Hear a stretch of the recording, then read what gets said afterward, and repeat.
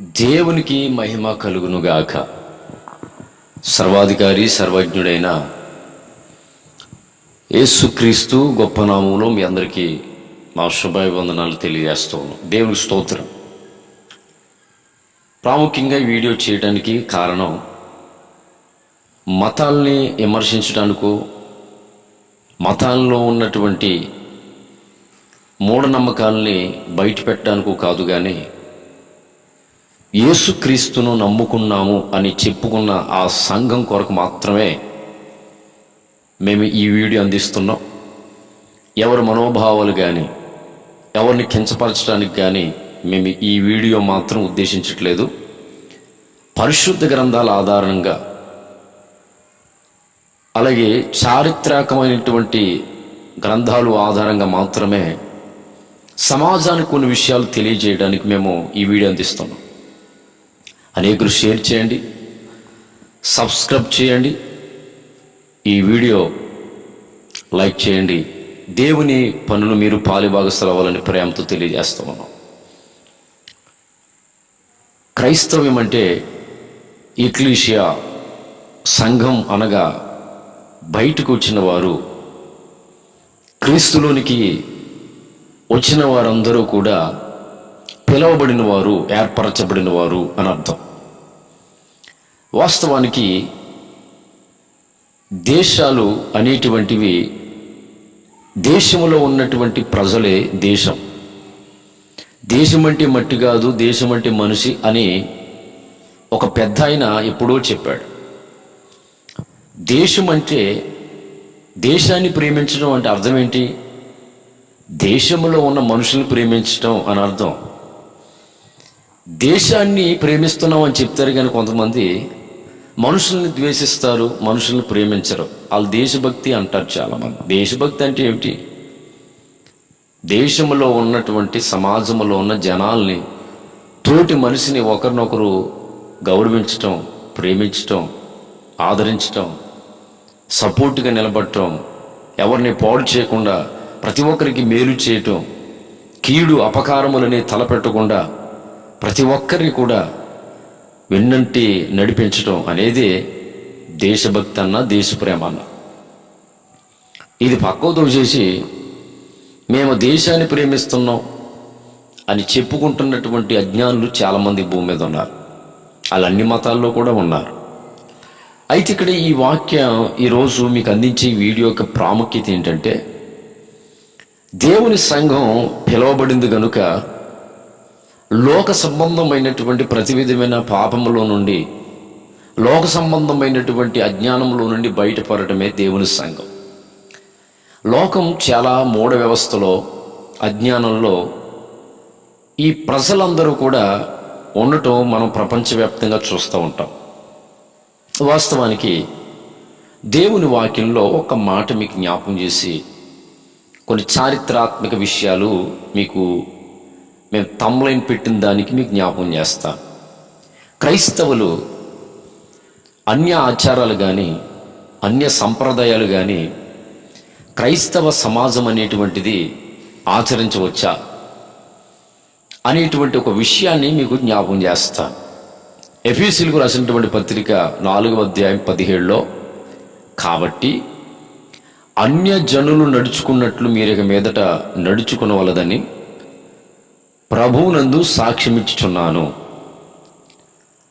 వారైతే అంధకార సంబంధమైన మనసు కలవారై తమ హృదయ కాఠిన్యం వలన తమలో ఉన్న అజ్ఞానము చేత దేవుని వలన కలుగు జీవముల నుండి వేరుపరచబడిన వారై తమ మనసుకు కలిగిన వ్యర్థతను అనుసరించి నడుచుకునుచున్నారు.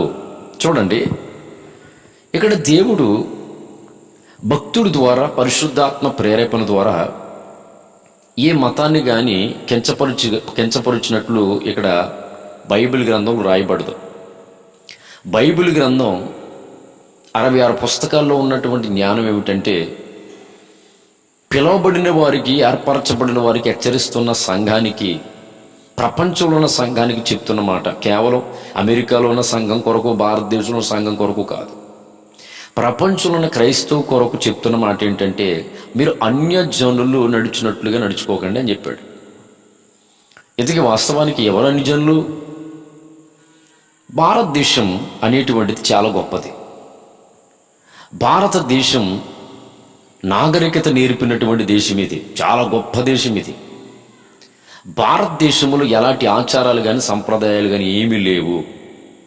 భారతదేశంలో ఉన్నటువంటి సంప్రదాయం ఏంటంటే ఒంటి నిండా వస్త్రాలు ధరించటం, భర్త మాటకు గౌరవించటం, భర్త ఎదుట నిలబడకుండా చాటును ఉండి మాట్లాడటం, యజమానుడా లేదా పెనిమిటి అని గౌరవప్రదంగా పిలవటం, ఇదే భారతదేశ సంప్రదాయం.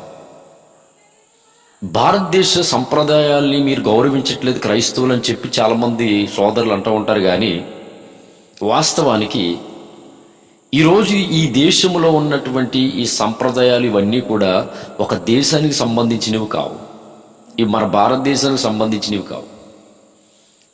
మెసపటోమియా అనేటువంటి దేశానికి సంబంధించినటువంటి ఆచారాల్ని కొందరు మన దేశంలో పట్టుకొచ్చి ఏం చేశారంటే మొత్తం అంటించారు. మన దేశంలో ఒకే ఒకటి ఆచారం సంప్రదాయం అంటూ ఏముండదు. కానీ ఒంటిండ వస్త్రాలు ధరించటం, మంచి ఎవరికి శరీరం కనబడకుండా బట్టలు ధరించటం, భర్తను గౌరవించటం, అలాగే అనేకులను ప్రేమించటం, ఇది మన భారతదేశంలో ఉన్న మర్యాద.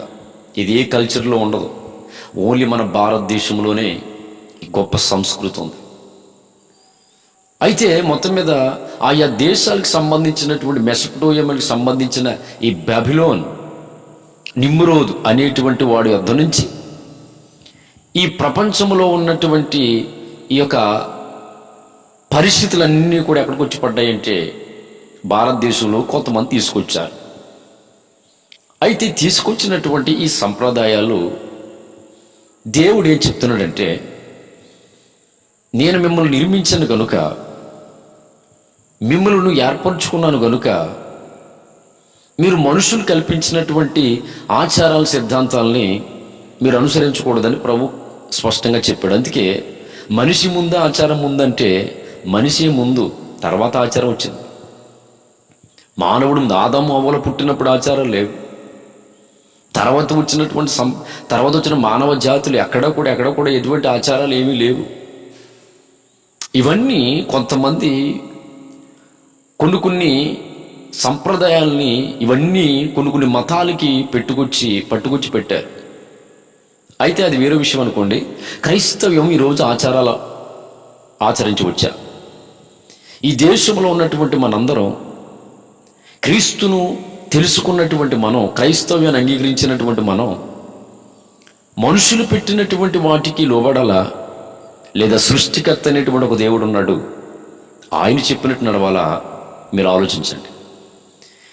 చాలామంది క్రైస్తవులు ఈరోజు ఈయన యేసుక్రీస్తు నమ్ముకున్నానని చెప్పుకుంటున్నటువంటి వాళ్ళు చాలామంది అన్యుల ఆచారాల్ని వదలట్లేదు. అంటే దేవుడు ఆజ్ఞాపించలేనటువంటి వాటిని ఆచారం అంటారు. దేవుడు చెప్పని వాటిని చేయటాన్ని ఆచారం అంటారు. వాటిని రోజు చాలామంది క్రైస్తవులు విడిచిపెట్టట్లేదు. ఆ మూఢ వ్యవస్థని వదలట్లేదు. సాధారణంగా ఒక మాట చెప్తాను, ముహూర్తాలు అని అంటారు. ఈ ముహూర్తాలు అనేటువంటి వాడు ఎవరు పాటిస్తాడు?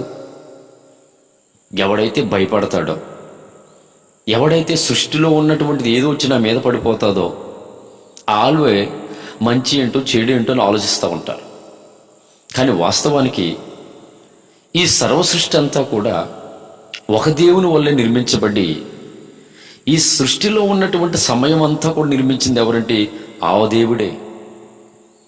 సమయాలు, కాలాలు అన్నీ కూడా తండ్రి వశంలో ఉన్నాయని చెప్పాడు బైబిల్లో. ముహూర్తాల్లో కానీ జాతకాల్లో కానీ మంచి రోజులని చెడ్డ రోజులని లేవు.